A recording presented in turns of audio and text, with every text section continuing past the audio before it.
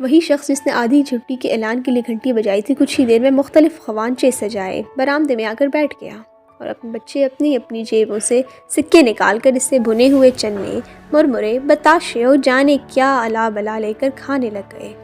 اتنے میں اسکول کے گیٹ سے ایک اور بابا ٹھیلا دھکیلتے ہوئے برآمدے میں داخل ہوئے اور زور زور سے آواز لگانے لگے۔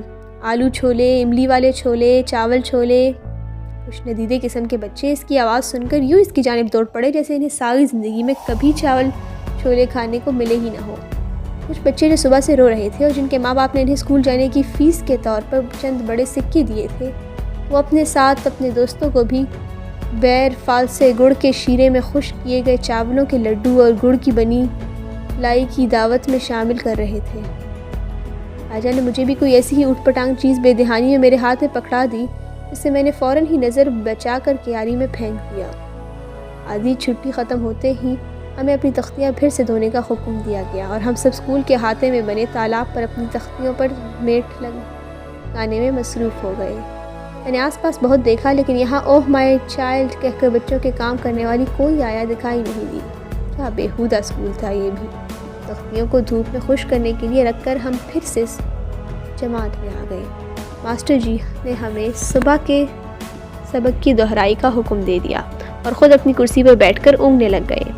ان کا دیکھی کچھ ہی دیر میں کلاس کا ہر بچہ انہی کی طرح لمبی لمبی جمائیاں اور انگڑائیاں لینے لگ گیا۔ جماعت کی آخری رو میں بیٹھے چند بچوں میں سے ایک آدھ تو اپنی نیند کے جھونکے میں زور سے سامنے زمین پر سجدے میں گر پڑا اور پھر جلدی سے اٹھ کر طوطے کی طرح اپنا سبق دوبارہ رٹنے لگ گیا۔ بالآخر پوری چھٹی کا گجر بھی بچ ہی گیا اور سب بچے شور مچاتے ہوئے ایک ریوڑ کی مانند تیزی سے اپنی کلاسوں سے نکل کر باہر کے گیٹ کی جانب بھاگے۔ گرد کا ایک ایسا طوفان تھا کہ پہچاننا مشکل ہو رہا تھا کہ ہم میں سے کون ہے محمود ہے اور کون ایاز۔ میں نے سب بچوں کے نکل جانے کا انتظار کیا اور پھر اپنا بستہ گلے میں ڈالے اپنے تختی کا تھام کر گھر کی راہ لی۔ بانے آتے ہوئے مجھے راستہ سمجھا دیا تھا اور ہمارے ہاں محلے میں اور ہمارا محلہ 2 سڑک پار ہی تو واقع تھا، لیکن راستے میں پڑتی شہر کی بڑی سڑک پار کرنا میرے لیے ہمیشہ اور پہلے دن ہی کی طرح مشکل اور جان جوکھم میں ڈالنے والا کٹھن مرحلہ رہا۔ آخرکار میں نے اس خطرناک رش والی سڑک کو پار کرنے کا ایک طریقہ ڈھونڈ ہی لیا۔ میں اپنی آنکھیں بند کر کے دل میں 1 2 3 کہہ کر ادھر ادھر دیکھے بنا ہی دوڑ کر بند آنکھوں سے ہی سڑک پار کر جاتا تھا۔ اپنے ڈر اور خوف و سڑک پر دوڑتی بڑی بڑی خوفناک گاڑیوں کے خطرات سے بچنے کا یہ تیر بہدف نسخہ کبھی ناکام نہیں ہوا۔